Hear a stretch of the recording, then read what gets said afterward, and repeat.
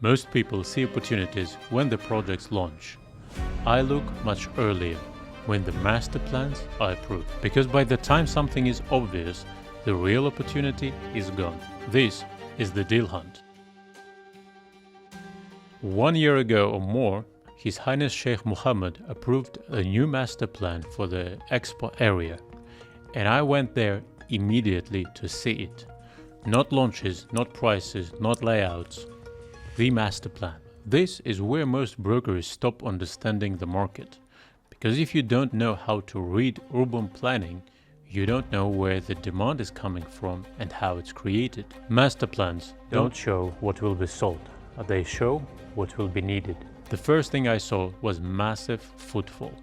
Almost guaranteed, massive, unmatched in Dubai. Imagine a second place after Dubai Mall with the biggest footfall. That will be created by Dubai Exhibition Center, managed by the World Trade Center, same organization that is currently holding all events in Dubai in the World Trade Center in downtown. They are growing 20% per year, not fitting into the space anymore and creating a lot of traffic around their venue.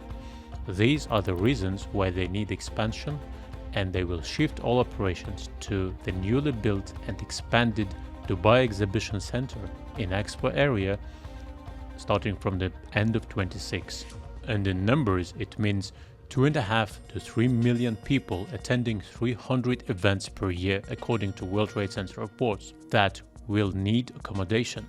We are talking about 8 to 10,000 people daily if we calculate one event lasting 1 day.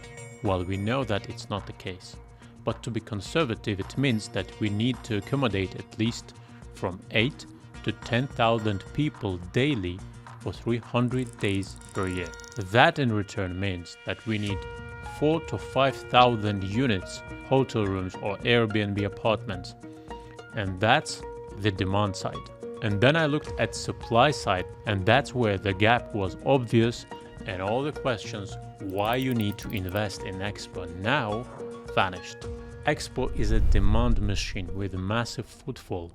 Supply is structurally limited, and there is only one company building everything inside Expo, which is also a free zone. So that one company is 100% government subsidiary that has no goal, no intention to flood the market with properties, but rather to sustainably develop the area.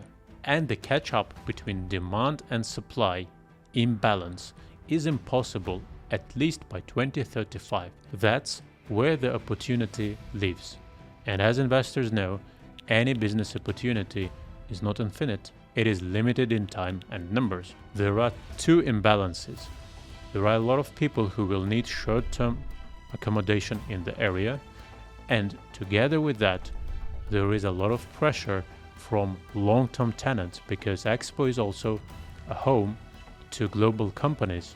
Companies like Nestle, Emirates Airlines, DP World, insurance giants, banks like Rio Bank, and other big companies are already having their headquarters in Expo.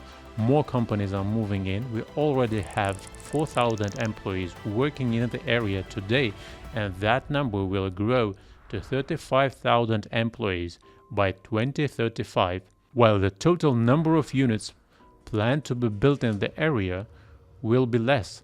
And that gives you an idea that two types of imbalance from short-term and long-term tenants will create constant raise in prices for rents in this place. When I saw this, I understood that it's not a cycle play, it's a structural imbalance in favor of investors. Actually, I don't sell properties, I don't sell stories, how nice are apartments, how they will be comfortable for living in them, etc. This is not my approach. I answer investors' questions with numbers and logic, and that's why they work with me on some of the biggest deals.